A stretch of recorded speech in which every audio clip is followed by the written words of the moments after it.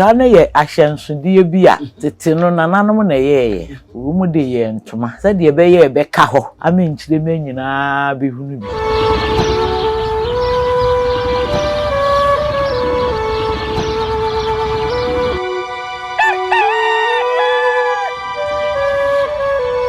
Arafo ye mamu nyina akwaba ede mu benyansapo kasa mfonyini so nyansapo na waje so ede amamese ye sanen badwemba ekwan so na ene de yedu so eye akoben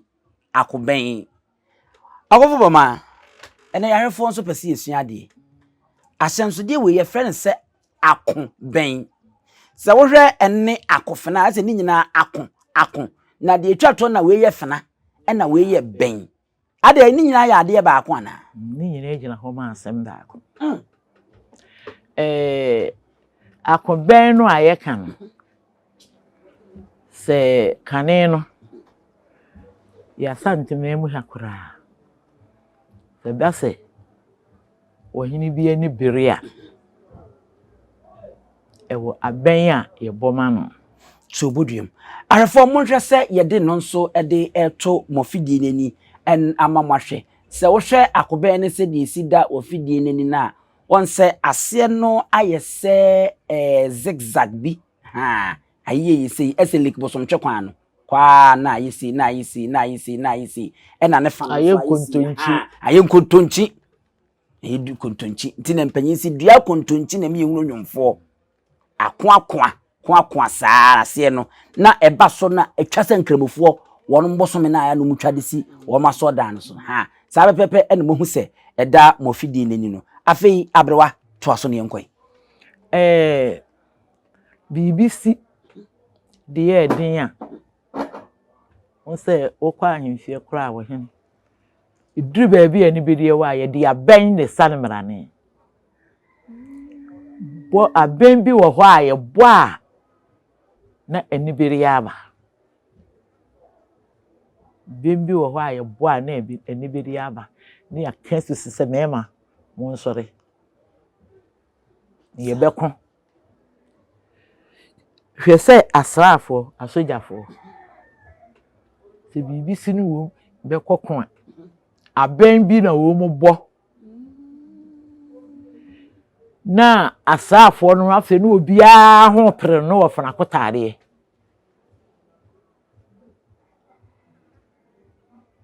obi e fana kotare no odu se ba bi eduro no eduro wo kon sa ne ya hinsie mo ne yempani mu nsoso no ne ye no woni ya hye baabi kura no wote se asemasi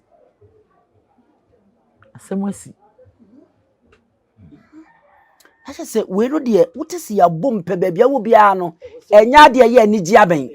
o so wu se bibi bi na ekoso asemadini bi asi samdindini bi asi nti ye wira wo hoi o woni men bi a ye bo a na kire se asem bi si na ye bo sa aben no ti se de emre bi na wo kire se bantma hene de moma wo so chew eno no ye beti akase no so ye Akoben ni bi se ya Akoben ti so no awo ye wo kumu ni nya kumu ni nya ye kumu ni onya no okay sa se bro okokon nanim wu hunu nanim o de che na akata nanim nyina ne moma wu hunu a wo se ye eche ensu nani titemu o de hwe ade ye de akon dese ni abrewa ye betimi akase se wote se sa Akoben ebomu a emma wu se ekon na asi na hunu se ne che se wo sahene no aben a ya bo no wo kosa nti wo se emma wani da ho do nyina hunu se sa bere de bibi asi nti obi e keka no se ba sa tete no na aye se afuemu wo ho no ne ade no wo afuemu kura na ate a so dimilika ba fi ka se we de mi hwewira mu nti makwete dimilika ba fi sia se ebi se mo kokon a obi afa na kotare obi a boa ya no se ye kokon Nese abrewa weni sunu ebeda nso afire aben hodo ni nyina se no nko aben bia wo se di sibo aben bia wo no ti se wonni Akoben ne dia ebo ma otim se we dia ye kon na asi eni bre na aba ti se mfa se bia se nka Asante tetewo no ene de nkyira e de kofi so na bia bete se Asante sa Akoben ne ebo otim se we dia ye kon ben ye kon aben dia duro na duro ni bre dia ni bere so mema ye frɛ mema ye frɛ mema akukudufo ye frɛ mema ale na wo dia monka se ye frɛ ma and wo hu asem wa si denden da ya frɛ wo ba na ya mongo mo mai wati bila na ese mema miru ye tiemu se mama na munim sa na ya mongo mo sasa ni nyame we enso abrabo moye mo hu se ayi akoko kontwa se nyankopon bo ne ma ne se senka ema hunu ye ho so hwa anka ema ye adeshi nyankopon ade bu twa to no mi wo bibia mun we na wa okra kan yo mema ensode na sa atam mo ma no hihye jaade ye nya nkyere pie ne memme na sister ye ni abre memme wanye wo na pafo na mo frɛ memme mekum memme koto de ye nti ube wanse dwe de ye nkwa na more nti edu ba bia ya momre mo ho ase emfa nhye mema ase sanse mo ye danya eyeye ne a and say ye can say why wo kone say aponche osi sura e obi na pega ni si yo aponche mfurudua nti wo ne kura ne se so baby nya timi baby ba na ye wo be ma no no ama no wona mpese wo de be wo no na wo no ama no kwan ye ne ama wo kwan ti say wo te ho na wadi dua be wu ani kura na ahwa wo no ama ne emira na nkyere sa ye se kuro ma ya adebu eyi ka chiri nenti nyankopon so bo se ema wo se ni beyo onipa ensesu onipa nkotena onipa no ne be ma amebo ne nsesu boafo ama no eye moa na wo be boa be ma enye so betan ho aye chenchenche wo be ma so ti se be ma atan ho mo ba aye chenchenche wo so ana ye wa afin mate wo benase se okoto se aponche esie pata so a ana esoro na obi na di ni si wo na se wo fie na wa ma wo yere ana wunua baabi ana wo baabi aye kokuro wo so a wo be ma no wo no ama kwan amna kwesa sa na tie waja wo me ma yo eja wo hu gbi minua mfantini besie enna wama wafa wo so ne se Akoben ne de body enye ma amasem ema de ne se me ma no kokon ano a na ema no nso so wo mo dwae ho na ye twimumumi ema ne de nso wo musu kurum ho na ye to dwum kutia betia kuti nti ye betimi akase ohene bia ewo n'Akoben eni ni sun saa neti na se sun de nya de e behia da obia ne de ni sun esitie ben bia ohene bia wo na be bia Akoben no ohene bia na se je se abrempon ana manhene ana se ohene ba akopɛ ne kokon no afre ne nko a oh okay ekon te se de ni a ye wira ene eko nti wono na wona Akoben a wo bofre ne do ti abusua panyin krome me nko okon da no makonya Akoben ni Akoben mi nya bi hon no na ade be kasa na chese nipa a ye wo wiase no a ye wo hui no ubi Akoben ne ntete ya wo de tifie eni na fa wura fie ho nti ye ba ya setena mu no ye be de ye hu Akoben Akoben ni ye ni a yesuban a ye de tifie ubi wo ho no watifie a oye begu egu be che ye nche ade ni be ye yi a fine anye yi a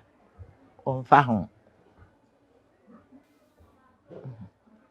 na ye woni a etiemu a na fie kwala nyina ye din pani nyina ye din se wo di suban a ema wunya Akoben a wo de kasa fie men kwala ye din no eye ginawo wo so na sa suban eye bibisa sa firi se wodi tifi wo busuam ka nipa nyina bom kire odo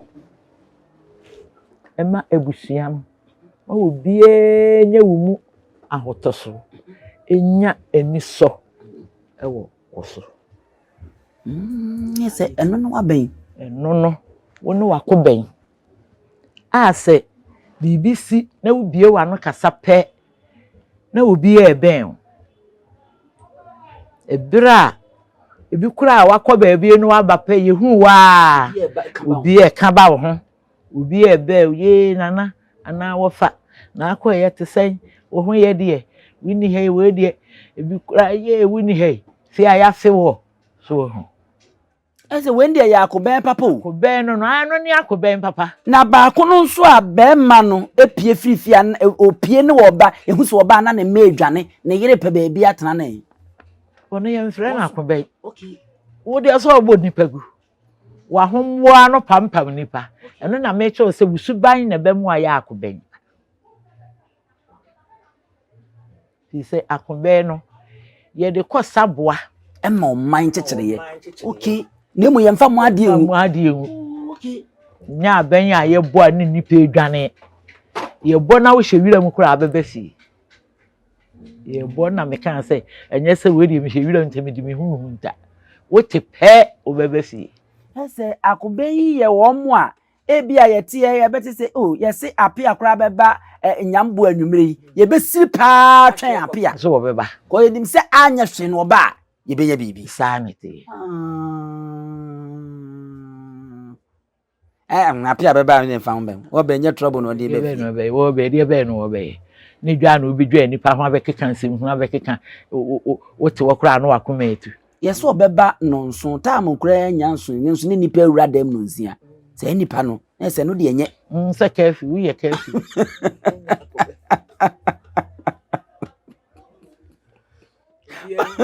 ya to nka na wo de washa na abafie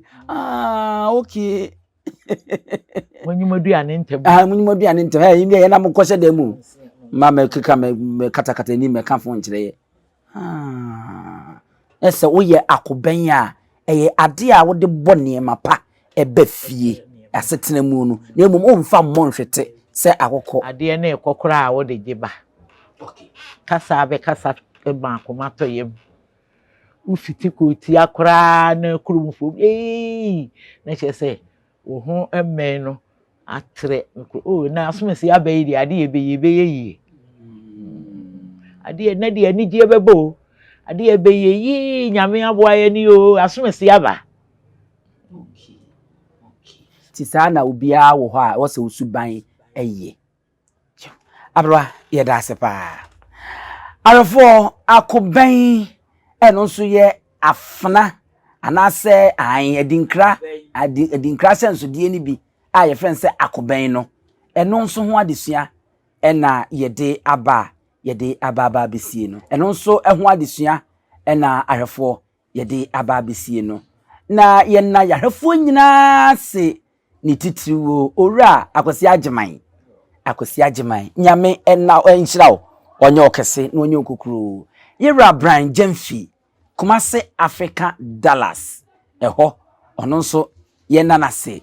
afei seri ohene ba boatin oba papa bi nyankopo enhyirawo na wonto wonkwanem ne muamaka nyina moboa NYANSAPO ye dwumadi awodo a yedie nyina ekonkan eto mu na mokohwe na mo hye na mo kira gentwere ni nyina nananom ahemfo ene ade me ankasa madwumawura eye kwaku owusu Asante jase ewo sabe akurufo no nso wonfa eni agro na nyame nhira mo na wonto nyina enkwanem aha ene de Akoben ne ho adesua ne disi ma nyina mmo ene hwa wogen ahenewa